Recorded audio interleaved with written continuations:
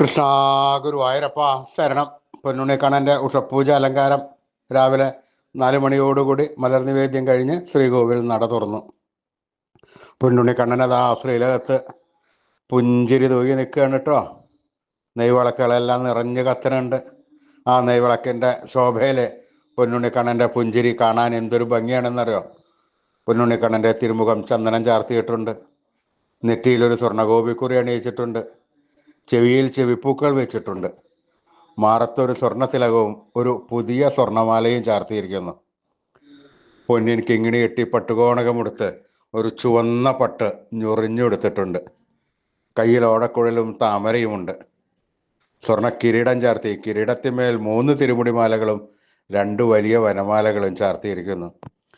ആ പൊന്നുണ്ണിക്കണ്ണൻ്റെ സുന്ദര രൂപം നട തുറന്ന സമയത്ത് കണ്ട ഭക്തന്മാരെല്ലാവരും ആനന്ദത്തിൽ ആറാടി ആ കണ്ണൻ്റെ അടുത്തേക്ക് അതാ ഓടി ഓടി നാരായണനാമം ജപിച്ച് പോകുന്നു.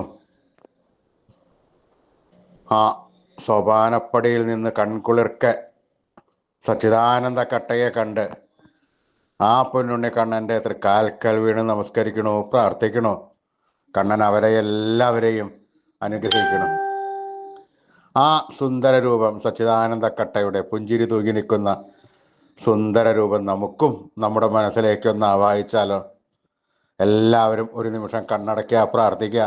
ആ പൊന്നിൻ കിങ്ങിണി കെട്ടി പട്ടുകോണകമെടുത്ത് ചുവന്ന പട്ട് ഞൊറിഞ്ഞെടുത്ത് കയ്യിൽ ഓടക്കുഴലും താമരയും പിടിച്ച് സർവാഭരണ വിഭൂഷിതനായി മന്ദസ്മിതം പൂകി നിൽക്കുന്ന ആ സച്ചിദാനന്ദ കട്ടയുടെ രൂപം എല്ലാവരും മനസ്സിലേക്കൊന്ന് ആവാഹിക്കുക, പ്രതിഷ്ഠിക്കുക. ആ കണ്ണനെ അവിടെ പിടിച്ച് നിർത്തി ഒരു കെട്ടിപ്പിടിച്ച് ആ കണ്ണനോട് കുറച്ച് നേരം സംവദിച്ച് ഒന്ന് താലോലിച്ച് ഒരു മുത്തം കൊടുത്ത് ആ കണ്ണൻ്റെ തൃക്കാൽക്കൽ വീണ് നമസ്കരിക്കാം, പ്രാർത്ഥിക്കാം. കണ്ണൻ്റെ അനുഗ്രഹം നമുക്കെല്ലാവർക്കും ഉണ്ടാവും, അതുറപ്പാണ്. ഉറച്ച വിശ്വാസത്തോടുകൂടി, സ്നേഹത്തോടുകൂടി, ഭക്തിയോടുകൂടി കണ്ണൻ്റെ നാമങ്ങൾ ജപിച്ചോളൂ. നാരായണ നാരായണ നാരായണ നാരായണ. ഉറക്കെ ഉറക്കെ യാതൊരു സങ്കോചവും കൂടാതെ സ്നേഹത്തോടുകൂടി വിളിച്ചു കഴിഞ്ഞാൽ അത് കേൾക്കാതിരിക്കാൻ കണ്ണന് പറ്റില്ല. കണ്ണൻ നമ്മൾ കൊടുക്കുന്ന സ്നേഹത്തിനേക്കാൾ കൂടുതൽ സ്നേഹത്തോടു കൂടി നമ്മുടെ അടുത്തേക്ക് ഓടി ഓടി ഓടി വരും. നമ്മുടെ കാര്യങ്ങളെല്ലാം അന്വേഷിച്ച് ആ വേണ്ട സമയത്ത് വേണ്ടതെല്ലാം വാരിക്കോരി തന്ന് കണ്ണൻ നമ്മളെ അനുഗ്രഹിക്കും. അത് ഉറപ്പാണ് കേട്ടോ. ചിലപ്പോൾ എല്ലാവരും ജപിച്ചോളൂ നാമം, ഉറക്കെ ഉറക്കെ ജപിച്ചോളൂ. നാരായണ നാരായണ നാരായണ നാരായണ.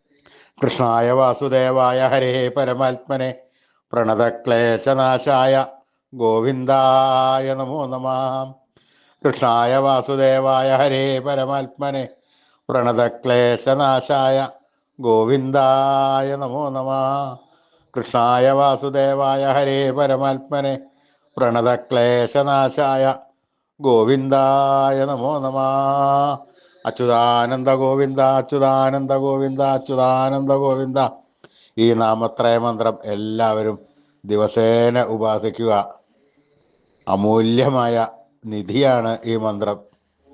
ഋഷീശ്വരന്മാർ തലമുറകൾ കൈമാറി തന്ന ഈ മന്ത്രം നമ്മൾ ദിവസേന ഉപാസിച്ചു കഴിഞ്ഞാൽ നമുക്ക് ആയുരാരോഗ്യ സൗഖ്യം, സർവസമ്പൽ സമൃദ്ധി, സർവ ഐശ്വര്യം, സന്തതി പരമ്പരകൾക്കെല്ലാം ശ്രേയസ് ഉണ്ടാകുന്നതാണ് ഈ മന്ത്രം.